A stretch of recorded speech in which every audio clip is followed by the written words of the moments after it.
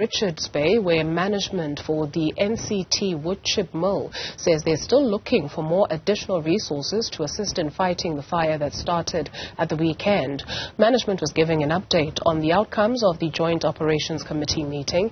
They say new technology will be brought in this afternoon to assist with putting out the fire. We also have got and are still looking for a few additional resources. To that end, we are bringing in some new technology from Johannesburg with a big water-mounted cannon and a new technology retardant that we would like to try out later today to see if that can also assist us in suppress the fire. Right now, for the public's understanding, there are 5 chip piles in the vicinity. 3 are on fire and 2 are the ones belonging to TWK that we are trying to protect. Newzroom Afrika's Ntando Mnyandu is following developments for us this afternoon. Ntando, what's happening at this hour?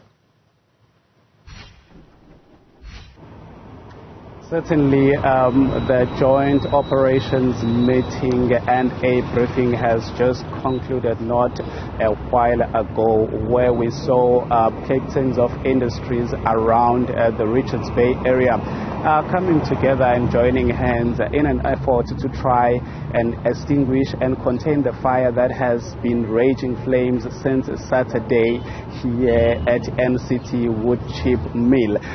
But the company that seems to be in harm's way greater than other industries around the area would be the company behind me, Fosco. Now Fosco keeps a lot of chemicals and they deal with quite a number of hazardous materials.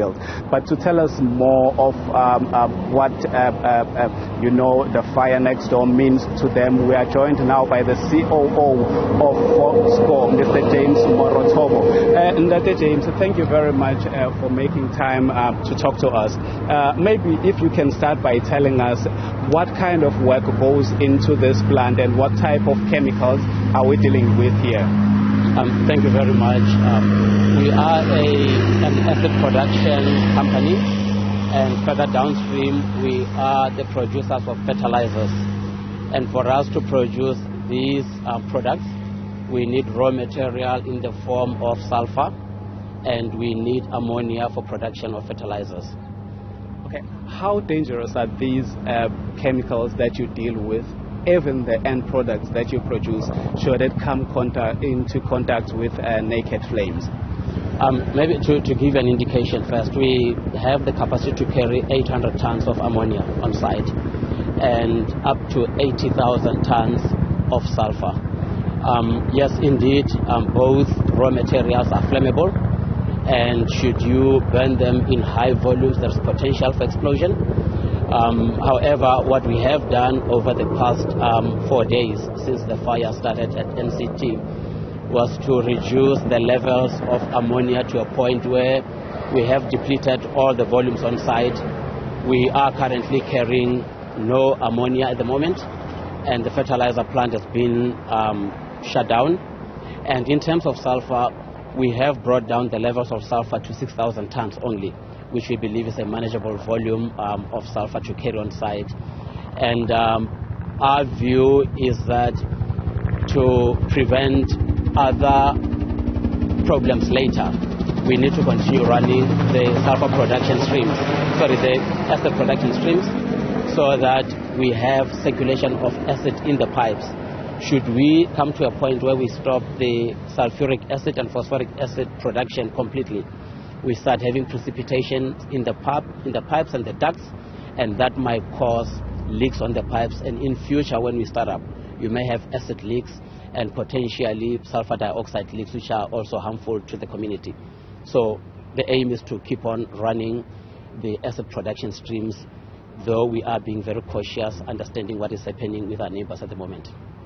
Now, depleting all of your ammonium and reducing the levels of sulfuric acid in your reserves, how does that affect your business?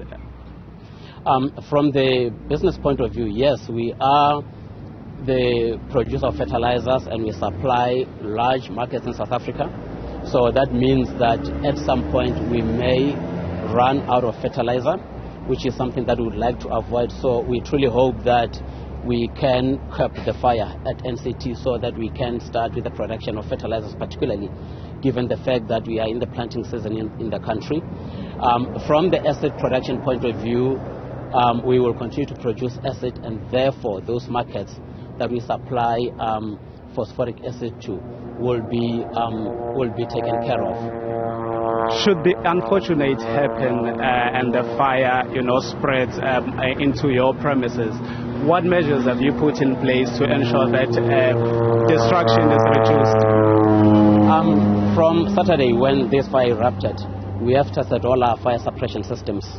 The one issue that we have seen as a problem is the water pressure, particularly at NCT. So we have tested our own fire hydrants, and we have enough water pressure on the premises. We have tested our sprinkler system in the sulfur storage area.